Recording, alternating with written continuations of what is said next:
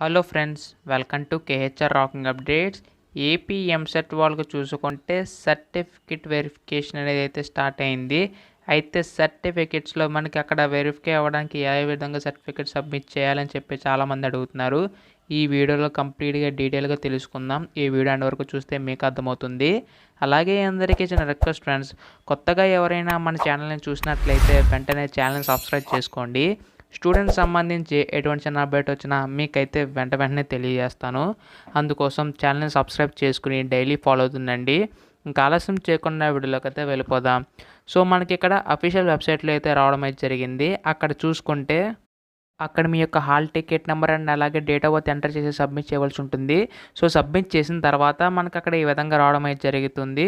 అంటే మీకు సంబంధించిన డీటెయిల్స్ అన్నీ కూడా వస్తాయి. Personal details, name of the candidate, date of birth, Aadhaar card number, ఈ విధంగా రావడం అయితే జరుగుతుంది.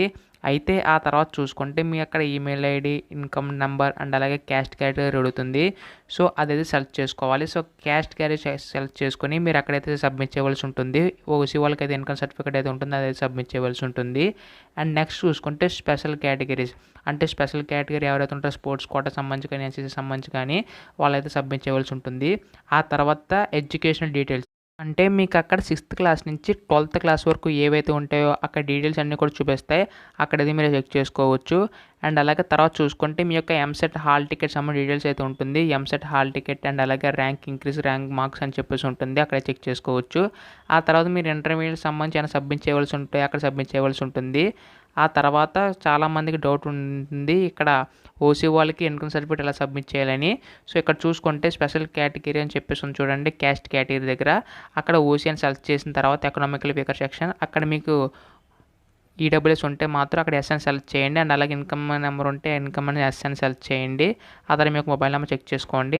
ఆ తర్వాత ఇన్కమ్ సంబంధించి మీ యొక్క అమౌంట్ ఎంత వస్తుందని చెప్పి, యాన్యువల్ ఇన్కమ్ ఎంత వస్తుందని చెప్పి అడుగుతుంది. అక్కడ బిలో 2,50,000 లేదా అబౌట్ 2,50,000 అడుగుతుంది, అదే సెలెక్ట్ చేసుకోండి.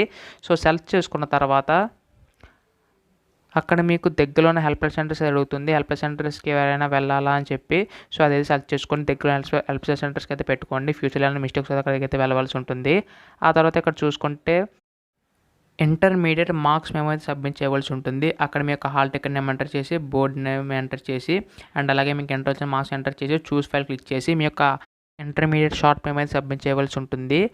ఆ తర్వాత మీరు పెట్టిన ఆప్షన్స్లో ఏమైనా మార్పులు చేర్పులు చేసుకోవాలనుకుంటే అక్కడ ఎస్ అని అయితే అడుగుతుంది. అక్కడైతే ఎస్ అని కానీ నో అని కానీ క్లిక్ చేసుకోండి. అండ్ నెక్స్ట్ చూసుకుంటే ఇక్కడ మనకి ఇక్కడ పేమెంట్ అయితే అడుగుతుంది. పేమెంట్ అయితే సబ్మిట్ చేయవలసి ఉంటుంది. పేమెంట్ ఐడి అయితే చేసిన తర్వాత ఈ విధంగా అయితే వస్తుంది. ఆ పేమెంట్ ఐడి అయితే గుర్తుంచుకోండి. ఆ తర్వాత పేమెంట్ సక్సెస్ అయ్యే విధంగా రావడం అయితే జరుగుతుంది.